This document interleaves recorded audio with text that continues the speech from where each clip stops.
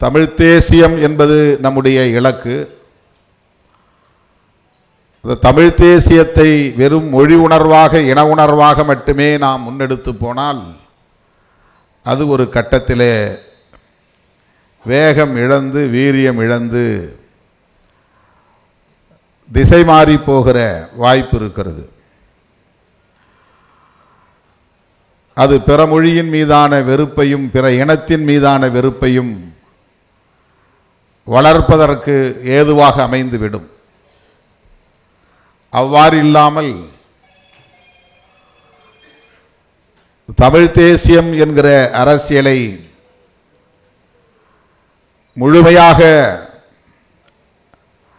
உணர்ந்து, அறிந்து, தெளிந்து அதனை செழுமைப்படுத்த வேண்டிய களப்பணிகளை நாம் ஆற்ற வேண்டும். அதுதான் முதன்மையானது.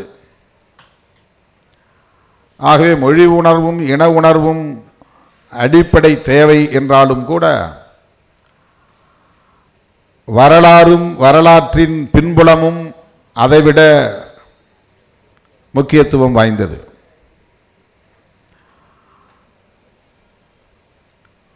அந்த புரிதலோடு தான் இத்தகைய கருத்தரங்குகள் மே 17 இயக்கத்தால் ஒருங்கிணைக்கப்படுகிறது என்று நான் பெரிதும் நம்புகிறேன். தமிழர் வரலாறு அது அரசியல் சார்ந்தது, பண்பாட்டை சார்ந்தது, இதர வாழ்வியலை சார்ந்தது என்கிற அடிப்படையில் முப்பெரும் தலைப்புகளாக பிரித்து 2 நாள் அமர்வுகளை தோழர் திருமுருகன் காந்தி அவர்கள் ஒழுங்கு செய்திருக்கிறார், ஒருங்கிணைத்திருக்கிறார். எழுச்சியும் வீழ்ச்சியும் கொண்டதுதான் வரலாறு. மகிழ்ச்சியும் துன்பமும் கலந்ததுதான் வரலாறு. அந்த வரலாற்றில் அரசியல் களத்திலே பங்கேற்பவர்கள் முதன்மையானவர்களாக இருக்கிறார்கள், அல்லது அந்த வரலாற்றை எழுதக்கூடியவர்களாக, படைக்கக்கூடியவர்களாக இருக்கிறார்கள். அரசியல் களத்தில் நேரடியாக பங்கேற்க முடியாத உழைக்கும் மக்கள், இதை பற்றிய எந்த புரிதலும் இல்லாமல், அரசியலோடு தொடர்பு இல்லாமல், இலக்கியத்தோடு ஈடுபாடு இல்லாமல், எப்போதும் போல் இயங்கிக் கொண்டே இருக்கிறார்கள், உழைத்து கொண்டே இருக்கிறார்கள். இந்த அரசியல் எழுச்சியால் அல்லது அரசியல் வீழ்ச்சியால் ஏற்படுகிற பாதிப்புகளுக்கு ஆளாகிறார்கள், அதன் விளைவுகளை சந்திக்கிறார்கள். ஆனால் அவர்களுக்கும் இந்த அரசியல் களத்திற்கும் தொடர்பில்லை, நேரடி தொடர்பில்லை. இந்த மண்ணை யார் யார் ஆண்டார்கள் என்று அவர்கள் ஆண்டபோதே உழைக்கிற மக்களுக்கு தெரியாது.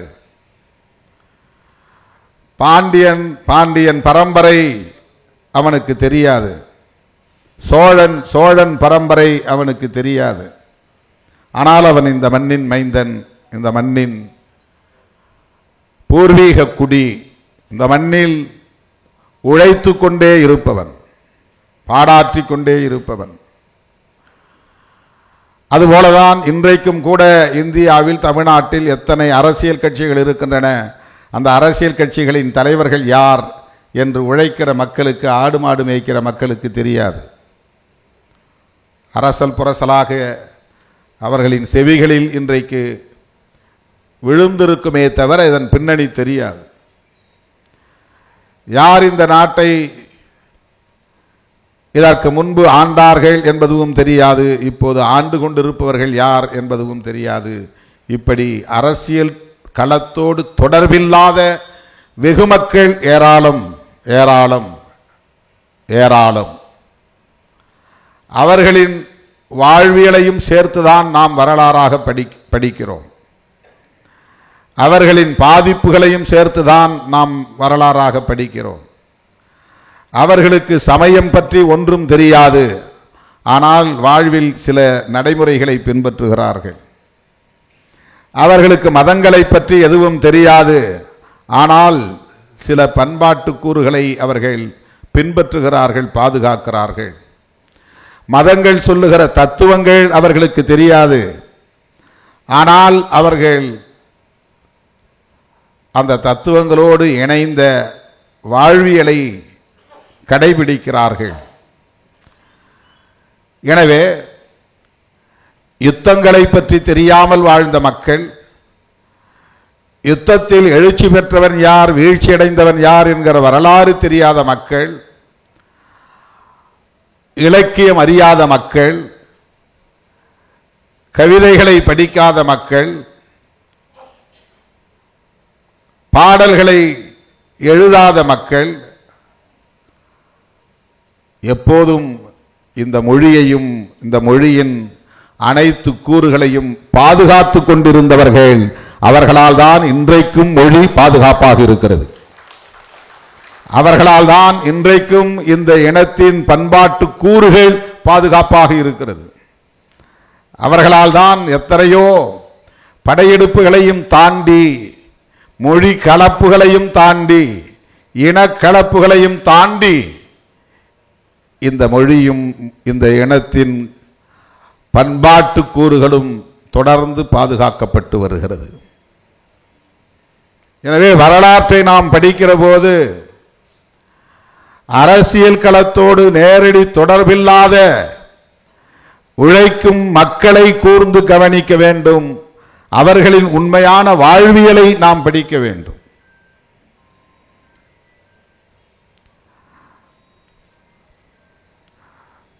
ஆண்ட மன்னர்களின் வரலாற்றை படித்துவிட்டால் அது வரலாறு ஆகிவிடாது.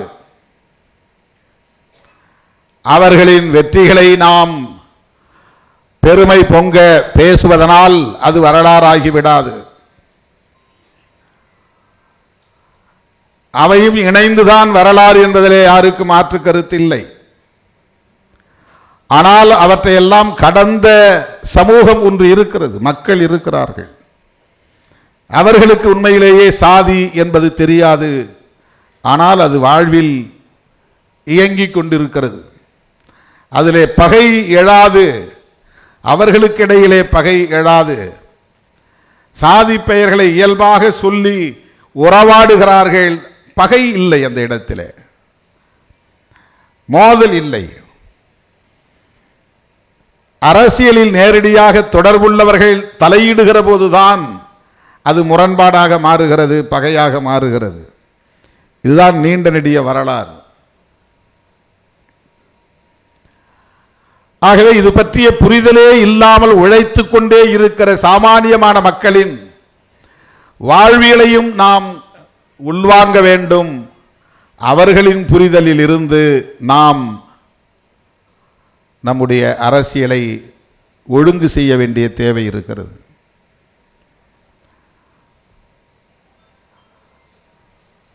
இன்றைக்கு தமிழ் தேசியம் என்பதை நாம் உரத்து பேசுகிறோம்.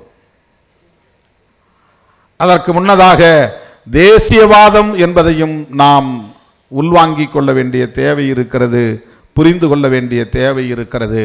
அவற்றையெல்லாம் பொருத்தி பார்க்கிற போது நடைமுறை அரசியலையும் நாம் இணைத்து அதை முன்னெடுக்க வேண்டிய தேவை இருக்கிறது. இது ஒரு புதிய அரசியலாக இருக்கிறது என்கிற ஈர்ப்போடு இதிலே நாம் இணைந்து விட்டால் அது எத்தகைய தாக்கத்தை ஏற்படுத்தும், விளைவுகளை ஏற்படுத்தும் என்பதையும் நாம் கணக்கிலே கொள்ள வேண்டும்.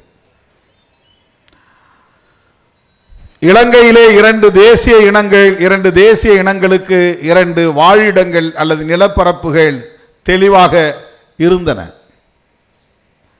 வெளிப்படையாக தெரிந்தது. உனக்கான நிலப்பரப்பு வேறு, எனக்கான நிலப்பரப்பு வேறு. என் நிலப்பரப்பை என்னை நானே ஆண்டு கொள்வதற்கான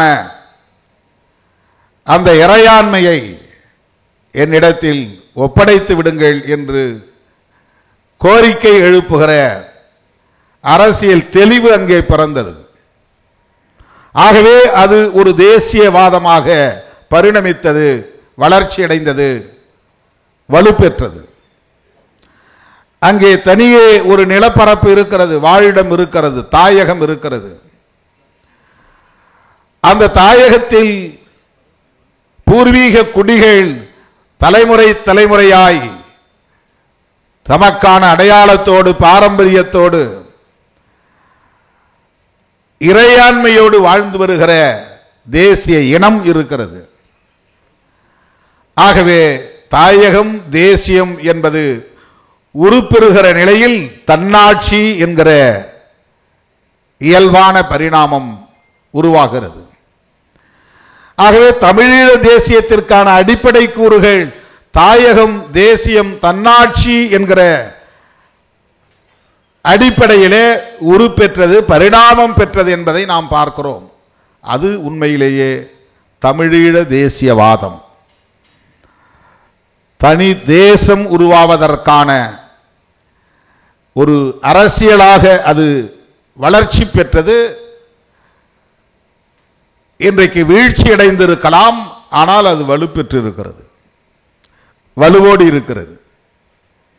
ஒரு களத்திலே அது தோல்வியை தழுவி இருக்கலாம், ஆனால் அது முற்றிலும் சிதைந்து போனது என்று சொல்ல முடியாது.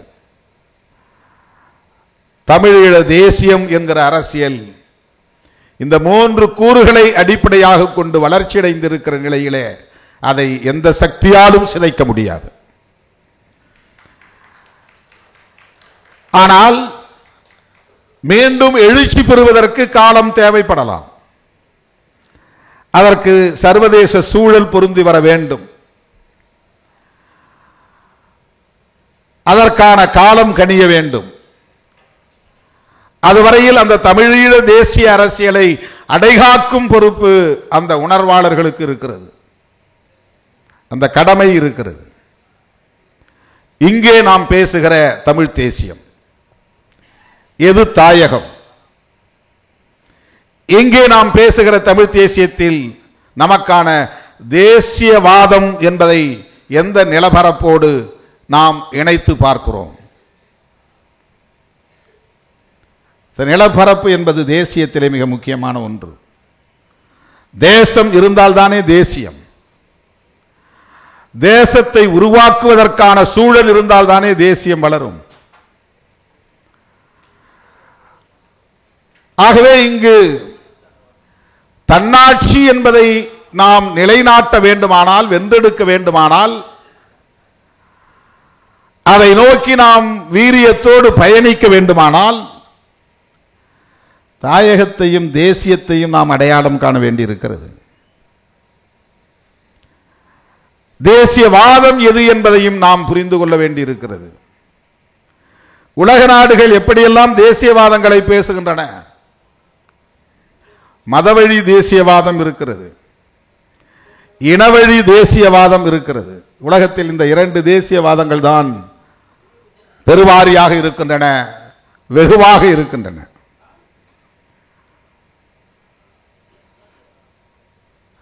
இனவழி தேசியவாதம் அல்லது மொழிவழி தேசியவாதம், அதன் அடிப்படையில் தேசங்கள் உருவாகி தன்னாட்சி அதிகாரத்தை பெற்று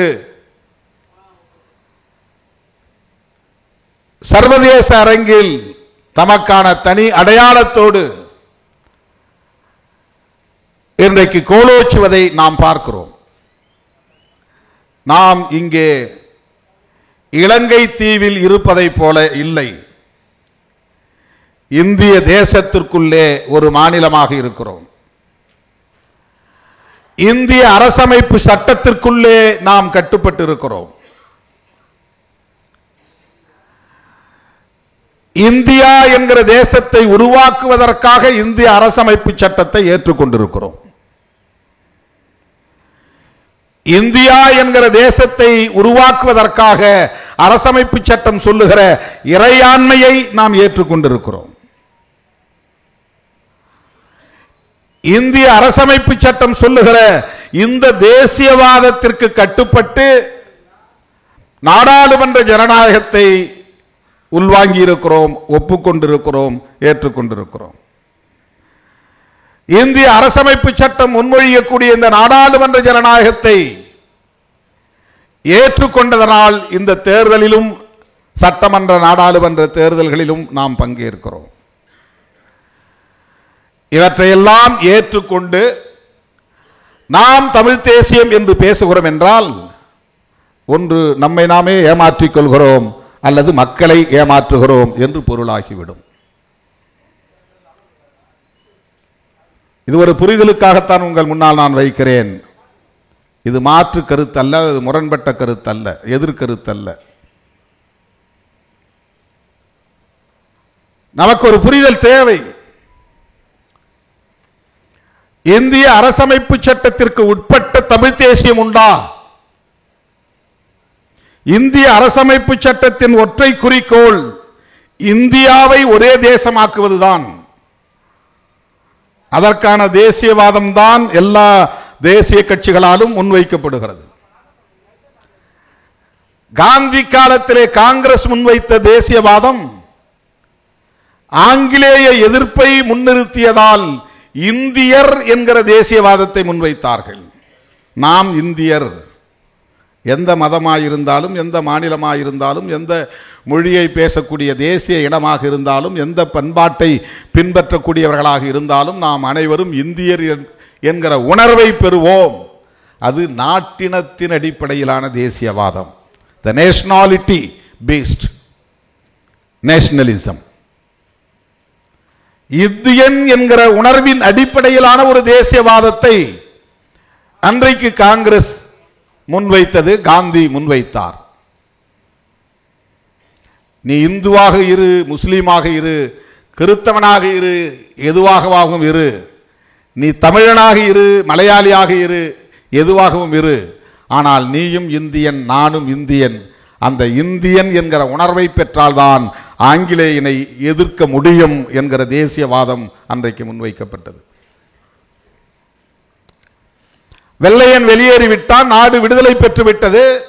இன்றைக்கு ஆங்கிலேயனை முன்னிறுத்தி ஒரு நாட்டின தேசியவாதத்தை எழுச்சி பெற வைக்க முடியாது என்பதை உணர்ந்து கொண்ட பாரதிய ஜனதா கட்சி தொடர்ந்து ஆட்சி அதிகாரத்தை தக்க வைத்துக் கொள்ள வேண்டும் என்கிற அடிப்படையில், பெரும்பான்மைவாதத்தின் அடிப்படையில் ஆட்சியை கைப்பற்ற முடியும் என்பதற்கான வாய்ப்பை இந்த அரசமைப்பு சட்டம் தந்திருக்கிற சூழலில் இந்து என்கிற பெரும்பான்மையை கையில் எடுத்து மதவழி தேசியவாதத்தை அது முன்வைக்கிறது. நீயும் நானும் இந்தியனாய் எழுவோம் என்று அல்ல, இந்துக்களாய் எழுவோம் என்று அந்த கட்சி தேசியவாதத்தை முன்வைக்கிறது. ஆகவே அவன் இந்தியாவை ஒரு தேசமாக்க விரும்புகிறான், மதவழி அடிப்படையில் தேசியவாதத்தை முன்வைக்கிறான். மதவழி அடிப்படையில் தேசியவாதத்தை முன்வைக்கிற போது, மொழியும் ஒரு முக்கியமான பிரச்சனையாக முன்வந்து நிற்கிற போது, அவன் பார்வையில் அவனுக்கு அது சரி என்கிற அடிப்படையில் அவன் இந்தியா முழுவதும் இந்தியை பேச வைக்க வேண்டும், எல்லா மாநில மக்களும் பிற மொழியை தாய்மொழியாக கொண்ட மக்களும் இந்தியை பேசக்கூடியவர்களாக ஆக்கிவிட வேண்டும் என்பதில் தீவிரமாக இருக்கிறான். ஒரே தேசம், ஒரே கலாச்சாரம் என்பதுதான் அவனுடைய தேசியவாதம். ஒரே தேசம், ஒரே மொழி என்பதுதான் அவனுடைய தேசியவாதம். ஒரே கலாச்சாரம் என்கிற போது அதிலே மொழியும் மதமும் சேர்ந்து விடுகிறது. கலாச்சாரம் பண்பாடு என்றால் மொழி சார்ந்த, மதம் சார்ந்த வாழ்வியல் தான் கலாச்சாரம் பண்பாடு.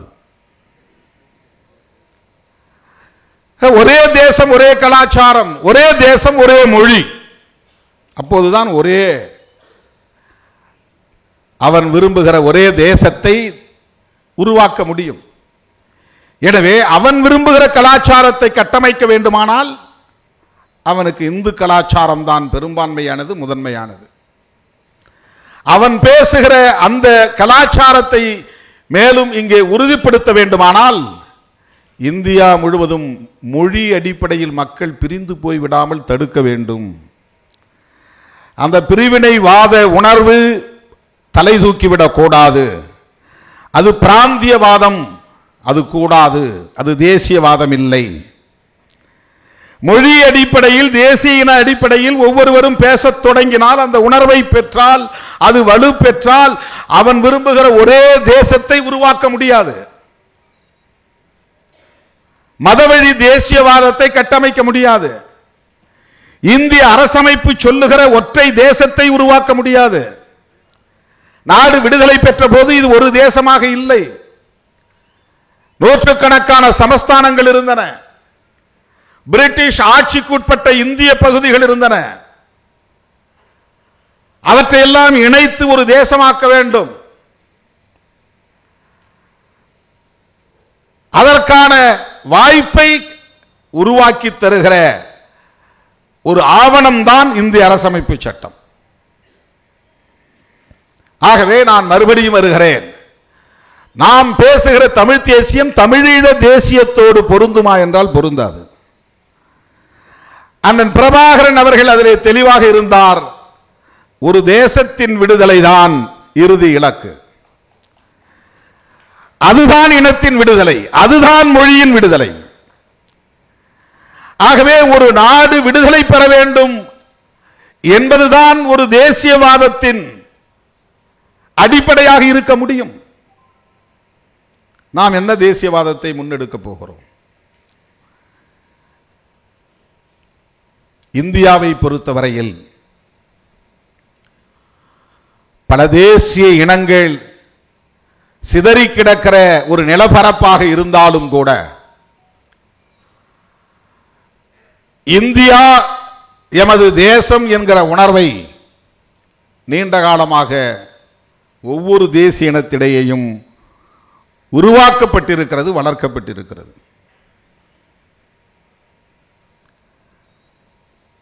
இந்திய அரசமைப்பு சட்டத்தை ஏற்றுக்கொண்ட நிலையில அது மேலும் வலுப்பெற்று விட்டது. இவ்வாறான சூழலில் நாம் வெறும் மொழி உணர்வையும் இன உணர்வையும் முன்னிறுத்துகிற போது பிற மொழி வெறுப்பாக அது மாறி நம்முடைய பயணம் மடைமாற்றம் செய்யப்படுகிறது அல்லது திசை திருப்பப்படுகிறது. மேதகு பிரபாகரன் அவர்களின் வெற்றி என்னவென்றால், ஒரு தேசத்தின் விடுதலையை முன்னிறுத்தி தமிழீழ தேசியவாதத்தை உயர்த்தி பிடித்த சூழலிலும் மிக கவனமாக பொறுப்புணர்வோடு சிங்கள இனத்தின் மீதான வெறுப்பை வளர்க்கவில்லை. எந்த தமிழனும் சிங்களவனை பார்த்து கல்லெடுத்து அடித்ததில்லை. சிங்களவனோடு ஒரு வெறுப்பை அவன் உமிழ்ந்ததில்லை. நான் தமிழன், நீ சிங்களன் என்கிற அடிப்படையில் யாரும் தமிழர் தரப்பிலிருந்து நிகழவில்லை. ஏன் புலி படையே கூட சாதாரணமான உழைக்கும் சிங்கள மக்களின் மீது தாக்குதலை நடத்தவில்லை. அரசியல் ரீதியான தாக்குதலை நடத்தினார்களே தவிர மொழி அடிப்படையில் சிங்களவர்களை வெறுப்புக்குள்ளாக்கி பார்க்கிற இடமெல்லாம் சிங்களவனை தாக்குங்கள் என்கிற அடிப்படையிலே அதன் பயணம் ஒருபோதும் நிகழ்ந்ததில்லை.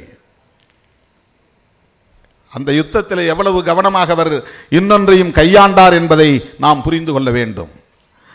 தேசிய இனத்தின் விடுதலைக்கான ஒரு யுத்தத்தை நடத்திய மேதகு பிரபாகரன் அவர்கள் எந்த இடத்திலும் தமிழனை ஒரு இந்து என்று அவர் பயிற்றுவிக்கவில்லை. அந்த உணர்வை அவர் ஊட்டவில்லை. அந்த அடையாளத்தை அவர் உயர்த்தி பிடிக்கவில்லை.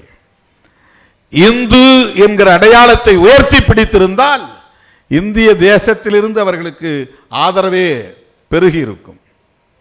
வட இந்தியக்காரர்கள் கை நீட்டி இருப்பார்கள், அரவணைத்திருப்பார்கள். தமிழன் என்கிற அந்த அடையாளத்தை தவிர்த்தவர் மத அடிப்படையிலான எந்த உணர்வையும் அவர் உள்வாங்கியதில்லை, ஏற்றுக்கொண்டதில்லை, அதை யாருக்கும் பயிற்றுவிக்கவும் இல்லை. தாயகம், தேசியம், தன்னாட்சி என்கிற கொள்கை அடிப்படையிலே ஒரு தேசத்தின் விடுதலையை முன்னிறுத்தி அந்த தமிழீழ தேசியம் வளர்த்தெடுக்கப்பட்டது, செழுமைப்படுத்தப்பட்டது என்பதுதான் தமிழீழ விடுதலை புலிகளின் வெற்றி. அந்த இயக்கம் தோற்று போயிருக்கலாம், அந்த யுத்தத்தில் தோற்று போயிருக்கலாம், அந்த கருத்தியல் வெற்றி பெற்றிருக்கிறது. அந்த தமிழீழ தேசியம் என்கிற கருத்தியல் வளர்ச்சி அடைந்திருக்கிறது. ஆனால் இன்றைக்கு அதை சீர்குலைக்க சிதைக்க மதவாதிகளும் சாதியவாதிகளும் உட்புகுந்து விட்டார்கள்.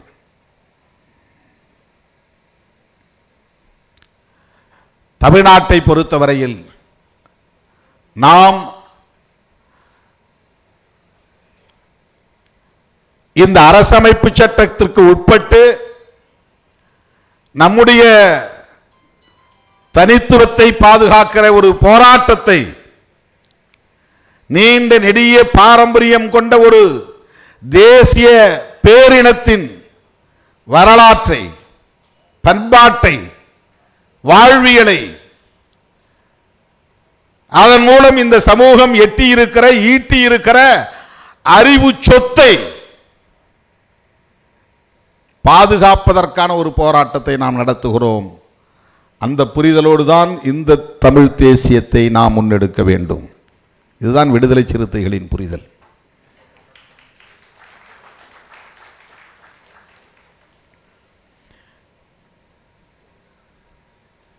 இந்தியா முழுவதும் சிதறி கிடக்கிற உழைக்கும் மக்களை நம்மால் அமைப்பாக்க முடியாது. ஆனால் தமிழ்நாட்டுக்குள்ளே நம்மால் அதை சாதிக்க முடியும். அந்த நம்பிக்கையோடு தான் நாம் களத்தில் நிற்கிறோம். இந்தியாவிலும் தமிழ்நாட்டிலும் ஒரே பண்புள்ள பகையை நாம் எதிர்கொள்ள வேண்டியிருக்கிறது. கடலிலே ஒரு ஓரத்தில் ஒரு டம்ளர் தண்ணீரை நாம் அள்ளி எடுத்தால் எஞ்சி இருக்கிற கடலில் இருக்கிற அதே தன்மை அள்ளிய நீரிலும் இருக்கும். அதே போல ஒட்டுமொத்த இந்தியாவில் என்ன பண்பு இருக்கிறதோ அது தமிழ்நாட்டிலும் இருக்கிறது. இந்திய சமூக கட்டமைப்பு அடிப்படையில் சாதியத்தால் உறுதிப்படுத்தப்பட்டிருக்கிறது, நிலைப்படுத்தப்பட்டிருக்கிறது, வலுப்படுத்தப்பட்டிருக்கிறது. சாதிய வேர்கள் இந்திய தேசம் முழுவதும் பரவி கிடக்கின்றன. இந்த சாதியத்தின் வேரை அறுப்பதன் மூலம்தான் பகுதியாகவோ முழுமையாகவோ ஒரு விடுதலையை வென்றெடுக்க முடியும் என்பதுதான் நாம் உணர்ந்து கொள்ள வேண்டிய அரசியல். அதுதான் பெரியாரியம், அதுதான் அம்பேத்கரியம். பெரியாரை அப்படித்தான் அணுக வேண்டும். அவரை வெறும் பார்ப்பன துவேசியாக பார்க்கிறார்கள். அவரை தமிழர் அல்லாதவர் என்று விமர்சிக்கக்கூடிய அளவுக்கு தமிழ் தேசியம் இழிந்து கிடக்கிறது, கீழாகி போய்விட்டது, அற்பமாகிவிட்டது. தமிழ் தேசியம் அப்படி அல்ல. எந்த மொழியையும் வெறுப்பதல்ல தமிழ் தேசியம், எந்த இனத்தையும் வெறுப்பதல்ல தமிழ் தேசியம். அவர் கன்னடர் என்பதால் தான் தமிழை காட்டுமிராண்டி மொழி என்றார் என்று கற்பிக்கிறார்கள்.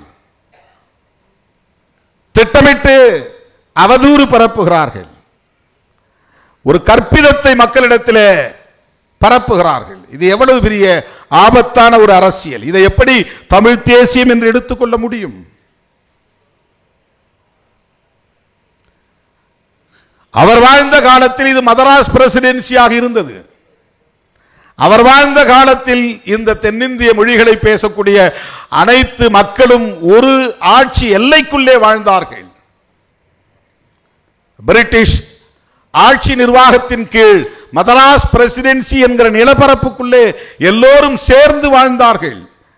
யாரும் இங்கே ஆக்கிரமிப்பு செய்து ஊடுருவல் செய்து இந்த இனத்திற்குள்ளே வந்து இந்த இனத்தை அழிக்க முயற்சித்தார்கள் என்று சொல்வது ஏற்புடையதல்ல. இது மதராஸ் பிரசிடென்சியாக இருந்தது.